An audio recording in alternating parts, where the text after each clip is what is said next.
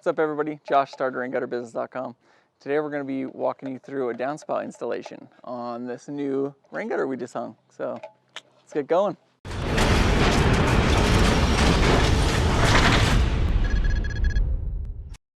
have my downspout hole punched and I just use X punches normally. So I'll just slide that first elbow on, get that installed. That's kind of the first thing I do. And when I throw them on, I kind of go with line of sight and make sure it's square with the building. And just use 2 screws on there. So I like to only climb up the ladder as minimum amount of times as possible. So I'll try to get all my measurements this first go around. I brought 2 elbows up with me. So what I'll do is throw that on the wall, right where it needs to be, measure the gap in between the 2 elbows.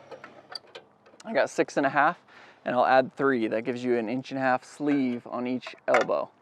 So we got 6.5, so add 3, 9.5. Then to get my down measurement, that elbow is right in line. So I'll make a mark on the wall. Didn't work very good with brick, but I kind of know where we're at. So I'll run that down to where I want the bottom of my lower elbow. And I want it a little bit above grade.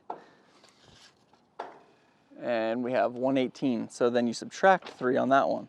So add 3 for the crossover, subtract 3 for the bottom, and that gives you your cut downspout length. So we have 118, so that's 115. 115 and 9.5. So I got both my measurements now.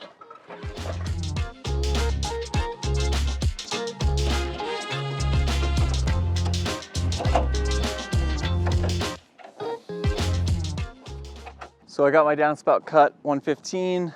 I'll lean it up against the wall and then get my other parts. That way I can just hop on my ladder, put my top part on, put my clip on, and then just grab that downspout and install it while I'm up the ladder the second time. Normally you can cut both these out of one downspout, but this is a tall wall, so we have to use 2 separate sticks. A lot of times on a building like this, if I'm doing a bunch of work, what I'll do is dedicate 1 stick to all my crossovers and then use 10-footers for the down tubes. So it kind of minimizes your waste. And then I'll have to cut a clip here. I go 1 3/4 is my clip measurement. And this is just how I do clips. There's a few different ways you can do it. I like this because you don't have to paint them. And they match the material perfect because it's out of the same stick of downspout. And I just cut them straight in half, basically 2 C's. And then you mount them on the wall and show you how to throw them on after that. So I have my crossover here. One important thing that I see screwed up a lot is the crimps on these joints always need to go downhill. So these aren't sealed or anything. They use gravity to their advantage and to get that water flowing through them. So you don't have to seal them, but you have to make sure that this joint goes into this joint and then this joint goes into the lower joint. That way the water is going into the next part. Keeps everything sealed up and not leaking.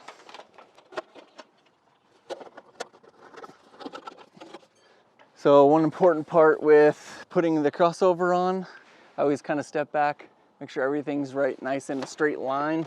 Adjust them a little bit if you need to. And you just want this to not have a nice clean flow to it. You don't want this kinking into your elbow and then kinking into the downspout. You just want everything to flow really well. One way to do that is kind of look at these seams, the grooves on the downspout, and make sure they're all lined up. So this particular wall is cinder block. So how I do these is I kind of cheat on these too. So I'll show you. So I will put a clip. This is a fairly long downspout, so I'll do 3 clips on here. We normally say you need a clip every 60 inches. So this is over 60, so I need more than 2 clips. So I'll put 1 up top, 1 in the middle, 1 at the bottom.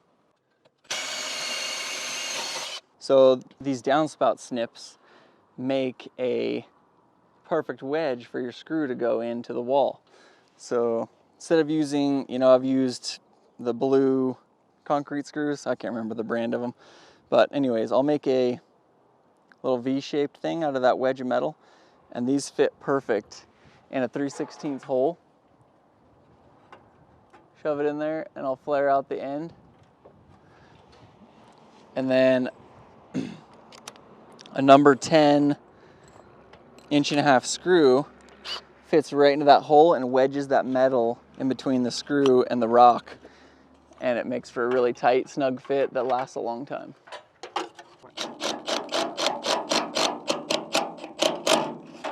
Boom.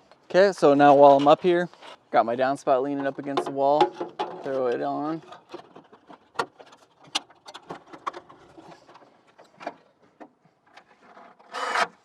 And I try my best to get these clips lined up with the top of the downspout, kind of helps them blend in a little better. And I found it's best to put 2 screws, one on each side of the tab on these, one on each side. Two zip screws on each side. Try to make them look kind of symmetrical, they look nice. I also need some zip screws in these crossovers. Okay, now the top's done. I can do everything else off of the ground.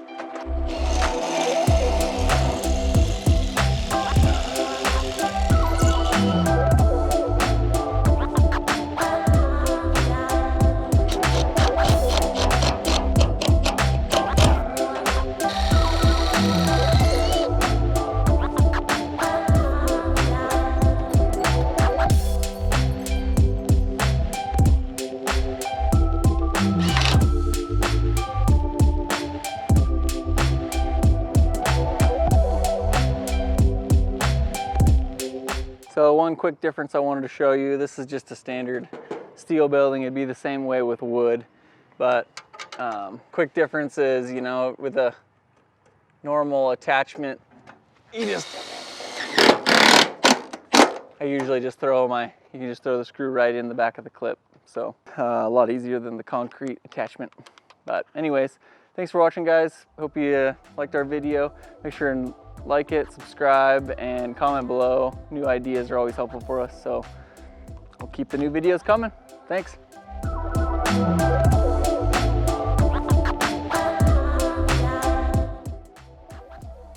Okay, go ahead. Today we're going to be walking you through a downspout video. Sorry. We better redo that.